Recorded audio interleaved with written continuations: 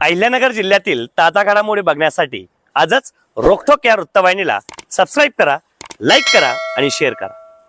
महाशिवरात्री निमित्ताने कोपरगाव शहरात भरवण्यात येणाऱ्या शिवयात्रेच्या निविदा प्रक्रियेत गंभीर अनियमितता झाल्याचा आरोप निविदा भरलेल्या उमेदवारांनी केला आहे। ही प्रक्रिया सर्व उमेदवारांच्या उपस्थितीत पारदर्शक सोडत पद्धतीने राबवणे अपेक्षित असताना तसे न करता ठराविक व्यक्तीलाच निविदा देण्यात आल्याचा गंभीर आरोप करण्यात येत आहे। निवेदकांचे म्हणणे आहे की ज्या व्यक्तीची निविदा अंतिम करण्यात आली आहे त्या अर्जावर दिनांकाचाही उल्लेख नाही, तरी देखील सदर निविदा ग्राह्य धरून इतर उमेदवारांना डावलण्यात आले। यामुळे संपूर्ण प्रक्रियेवर संशयाची छाप निर्माण झाली आहे।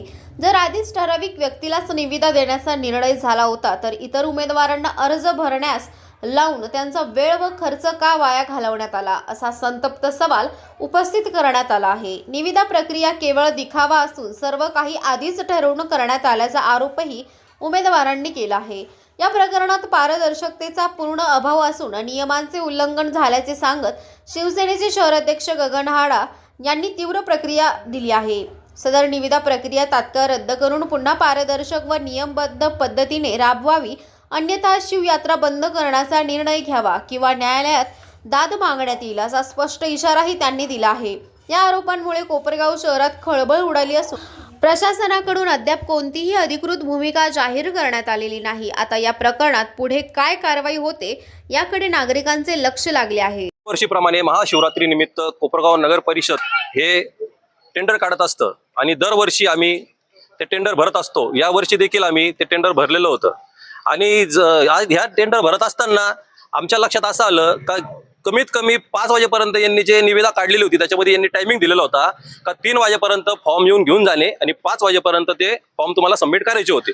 पण आम्ही 4 वाजून 55 मिनिटांनी आम्ही आमचे फॉर्म त्या ठिकाणी जमा केले। त्याच्यानंतर 5:30 वाजता काही फॉर्म यांनी एक्सेप्ट केले। ते एक्सेप्ट करायला नको होते तरी यांनी एक्सेप्ट केले, तरी आम्ही म्हटलं चला ठीक आहे जाऊ द्या, काय अडचण नाही, घेतले घेऊ द्या।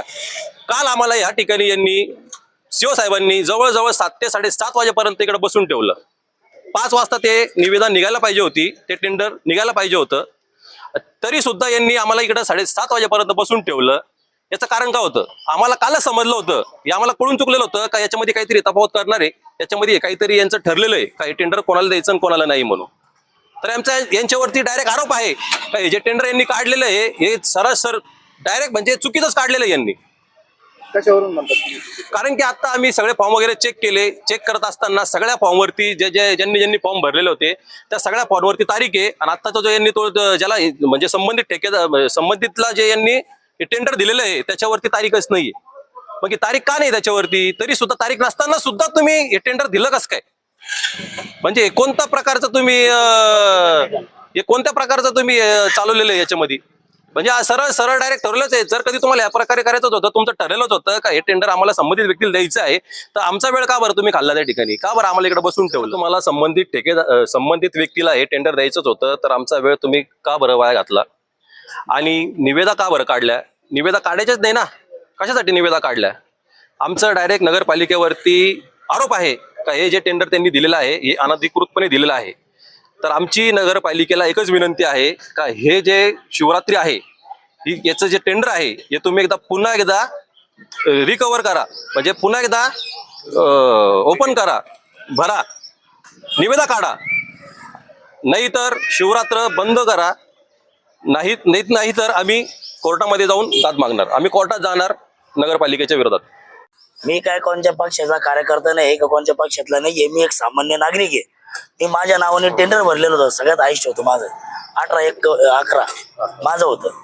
तर हे मला काल बोलले होते की आपण सगळ्यांसमोर 5 आहे आपण 5 टेंडर धारकांना पुढे फोडू। यांनी काय फोडलेलं नाहीये। आजही यांनी मला काय फोन वगैरे केला नाही, मी 10 वाजेपासून इथं बसलेलो होतो। यांनी काय मला आत बोलवलं नाही।